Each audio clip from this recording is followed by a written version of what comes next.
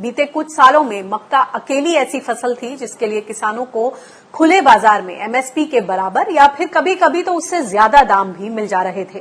लेकिन ऐसा क्या हुआ कि मध्य प्रदेश में किसानों को एमएसपी पर इसकी खरीद के लिए आंदोलन करना पड़ रहा है? देखिए ये रिपोर्ट।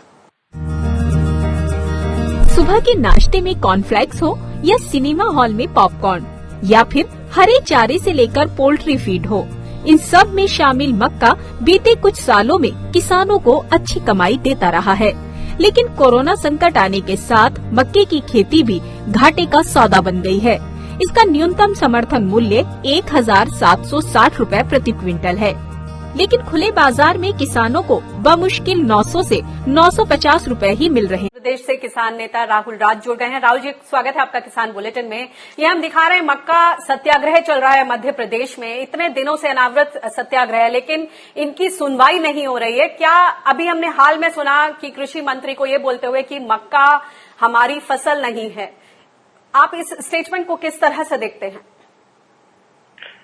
अनिका जी, बड़ा ही हास्यास्पद है कि मक्का मध्य प्रदेश की फसल नहीं है, ये मध्य प्रदेश के तत्कालीन कृषि मंत्री कह रहे हैं, जबकि मध्य प्रदेश में 8,62,000 हेक्टेयर में 24 लाख मैट्रिक टन मक्का बोई जाती है, उसका रकबा है। और कृषि मंत्री जिस जिले से आते हैं, हरदा, उसमें भी मुख्यतः मक्के की फसल बोई जाती है।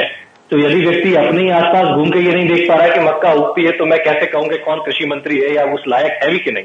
दूसरा, उनको मालूम होना चाहिए आज बिरसा मुंडा की जयंती है, मैं उनको नमन करता हूं।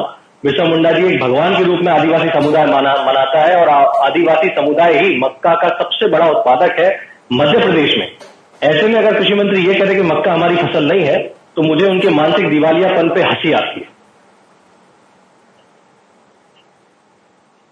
एक और बात बताएं कि मक्का की एमएसपी को लेकर जिस तरह की बातें चल रही हैं, 3 साल पहले इन्हीं की सरकार में, शिवराज जी की सरकार में मक्का की खरीद हुई एमएसपी पर, उसके बाद वो अमूमन हमेशा ही खरीफ की जो फसल होती है उस पर होती है खरीद, लेकिन छिंदवाड़ा कॉर्न सिटी के नाम पर है, कॉर्न फेस्टिवल आयोजित होता है, देश भर में भी बार बार तमाम मंचों से बात की जाती है कि रबी में भी हम मक्के के रकबे को बढ़ाएंगे।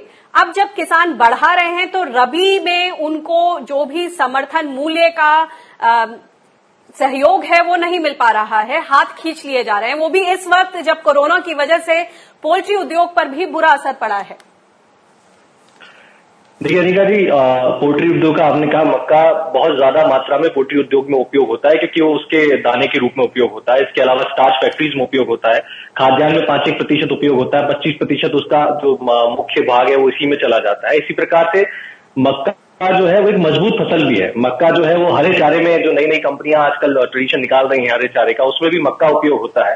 तो इतनी मजबूत फसल को सरकार मतलब प्रमोट नहीं कर रही है, बड़ा ही आश्चर्यजनक है। जबकि मक्का ऐसी फसल है जो किसान को लाभ दे सकती है, उसमें रोगों की, उसमें ये जो ज्यादा पानी से दिक्कत है उसकी, और कीटनाशक, इन सब की जो मात्रा है वो भी कम लगती है। तो मजबूत फसल को सरकार बढ़ावा नहीं दे रही है। जहां तक मेरा समझ है इस मामले में वो ये है कि क्योंकि गेहूं हुआ, चावल हुआ, ये पीडीएस में वितरण होते हैं, तो सरकार का जो फोकस होता है इस बात पे होता है कि वो अपनी इज्जत बचाए कि हाँ वो राशन दे रही है, क्योंकि मक्का राशन में नहीं बट रहा है। अगर ये राशन में बटता होता तो मक्के की भी वही। लेकिन सरकार तो समय समय पर फसल के विविधीकरण पर भी जोर देने की बात करती रही है। सरकार कहती रही है कि हम फसल के विविधीकरण पर जोर दे रहे हैं, मोटे अनाज पर जोर देने की जरूरत है। एक तरफ ये बोला जा रहा है और दूसरी तरफ एमएसपी की पॉलिटिक्स। आपको क्या लगता है इसमें किस तरह के बदलाव लाए जाने चाहिए समय के साथ, मक्का की खरीद रबी के सीजन में भी हो?